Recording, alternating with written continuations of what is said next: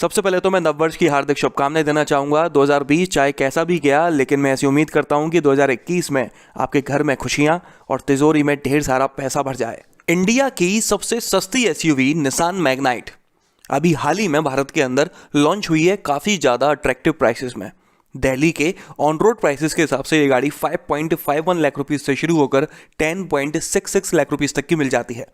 इतने कम बजट में इसमें फुली लोडेड फीचर्स मिल जाते हैं, कंफर्ट और सेफ्टी दोनों के ही। सस्ती होने की वजह से और कर्ब वेट गाड़ी का वजन कम होने की वजह से ये अंदाज़ा लगाया जा रहा था कि इसकी बिल्ड क्वालिटी अच्छी नहीं है। इस गाड़ी में निसान वालों ने काफ़ी ज़्यादा कॉस्ट कटिंग की गई है, लेकिन जब इस गाड़ी का क्रैश टेस्ट किया गया तो कुछ चौंकाने वाले नतीजे सामने आए हैं। इस गाड़ी ने एशियन एनसीएपी में 4 आउट ऑफ 5 स्टार्स की बेहतरीन टेस्ट रेटिंग स्कोर की है।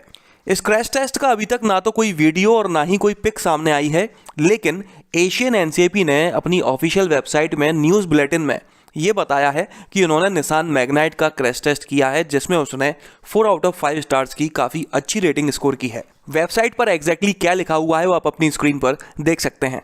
इस खबर को सुनने के बाद कई सारे लोगों के दिमाग में कई सारे क्वेश्चंस उठ रहे होंगे कि यार ये गाड़ी तो काफ़ी हल्की बिल्ड क्वालिटी की थी, 4 स्टार्स कैसे स्कोर कर लिए, वो भी एशियन एनसीएपी में, जहाँ के रूल्स ग्लोबल एनसीएपी से ज़्यादा स्ट्रिक्ट माने जाते हैं। तो दूसरी तरफ कुछ लोग सोच रहे होंगे कि यार ये पुअर बिल्ड क्वालिटी वाली गाड़ियाँ तो इंडिया में दी जाती हैं, इंडिया के बाहर दूसरी जगह तो अच्छी बिल्ड क्वालिटी वाली गाड़ियाँ होती हैं और उनमें सेफ्टी फीचर्स भी काफ़ी ज़्यादा होते हैं, इसलिए एशियन एनसीएपी वाली मैग्नाइट ने 4 आउट ऑफ 5 स्टार्स स्कोर किए हैं। इसी तरह के सवाल मेरे दिमाग में भी उठ रहे थे। इन सवालों का जवाब ढूंढने के लिए मैंने थोड़ी रिसर्च करी। इस रिसर्च का रिजल्ट 100% कन्फर्म तो नहीं है, लेकिन हाँ, अंदाज़ा लगाने के लिए काफ़ी है। इंडिया के बाहर दूसरे देशों में गाड़ी लॉन्च होने के पहले ही उसकी क्रैश टेस्ट रेटिंग सामने आ जाती हैं।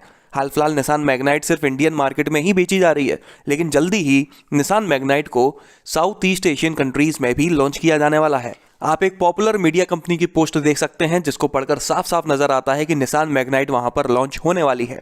इसके अलावा निसान का ऑफिशियल ट्विटर पेज पर भी जिस गाड़ी को टीज किया गया है, उस गाड़ी की डीआरएल्स और हेडलैम्प्स देखकर लगता है कि ये निसान मैग्नाइट ही है। तो इस खबर से ये तो साफ हो जाता है कि निसान मैग्नाइट बाकी कंट्रीज में भी लॉन्च होने वाली है। अब बात आती है कि क्या वहां की निसान मैग्नाइट की बिल्ड क्वालिटी हमारी इंडियन मैग्नाइट से ज़्यादा स्ट्रांग होगी? क्या वहाँ की मैग्नाइट में ज़्यादा सेफ्टी फीचर्स होंगे हमारी इंडियन मैग्नाइट के कंपैरिजन में?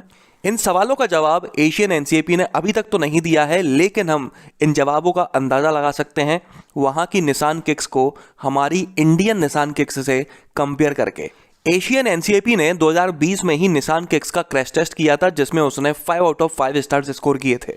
अगर मैं सेफ्टी फीचर्स के बारे में बात करूँ तो वहाँ की निसान किक्स में anti lock braking system, 7 airbags, electronic brake distribution, seat belt pretensioner with load limiter, electronic stability control, blind spot technology, autonomous emergency braking system, forward collision warning system, lane keep assist जैसे features मिल जाते हैं। हालांकि Asian NCAP में Nissan kicks के जिस variant का crash test किया गया था उसमें 7 नहीं 2 एयरबैग्स दिए हुए थे, लेकिन बाकी सभी फीचर्स थे। वहीं अगर हम बात करें भारत में मिलने वाली निसान किक्स के बारे में, तो इस गाड़ी में ABS, dual airbags, EBD, brake assist, seat belt pretensioner with load limiter और सीट बेल्ट रिमाइंडर जैसे फीचर्स स्टैंडर्ड मिल जाते हैं हर किसी वेरिएंट में।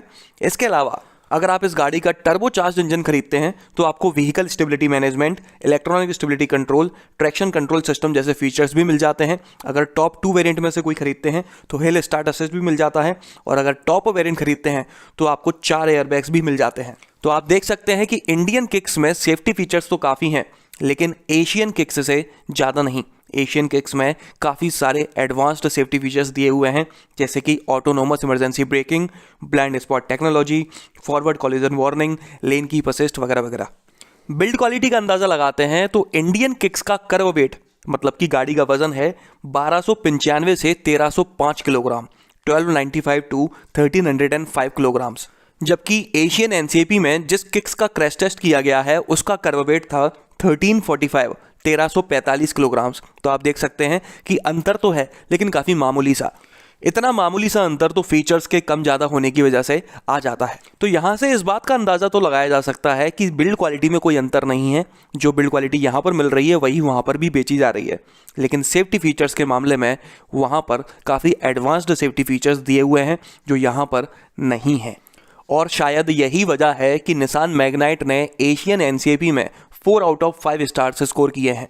वजह चाहे कोई भी हो, इस टेस्ट रेटिंग से साउथ ईस्ट एशियन कंट्रीज में कोई फ़र्क पड़े ना पड़े, लेकिन इंडियन कस्टमर्स पर काफ़ी फ़र्क पड़ेगा। जो कस्टमर्स खुद को इस गाड़ी को लेने से रोक रहे थे इसके बिल्ड क्वालिटी हल्की होने की वजह से, वो लोग भी अब इसको खरीदना शुरू कर देंगे। अब बस इंतज़ार है कि कब एशियन एनसीएपी निसान मैग्नाइट के क्रैश टेस्ट की बाकी डिटेल्स को रिवील करता है, ताकि पता चल सके कि कौन कितने पानी में है। इसके अलावा इंतजार इस बात का भी है कि ग्लोबल एनसीएपी कब इंडिया की सबसे सस्ती एसयूवी का क्रैश टेस्ट करता है। अगर ऐसा होता है तो दूध का दूध और पानी का पानी साफ हो जाएगा। जानकारी के लिए मैं बता दूं कि इंडियन निसान मैग्नाइट में ABS, dual airbags, EBD, anti roll bar, seat belt pretensioner with load limiter और सीट बेल्ट रिमाइंडर जैसे फीचर्स स्टैंडर्ड मिल जाते हैं हर किसी वेरिएंट में। इसके अलावा टर्बोचार्ज्ड इंजन में इन सेफ्टी फीचर्स के अलावा vehicle dynamic control, hill start assist, traction control system और हाइड्रोलिक ब्रेक असिस्ट जैसे फीचर्स भी मिल जाते हैं। इसमें 1 लीटर पेट्रोल इंजन मिलता है जिसे 2 अलग अलग तरह से ट्यून अप किया गया है। एक टर्बोचार्ज्ड है जो ज़्यादा पावरफुल और ज़्यादा टॉर्की है।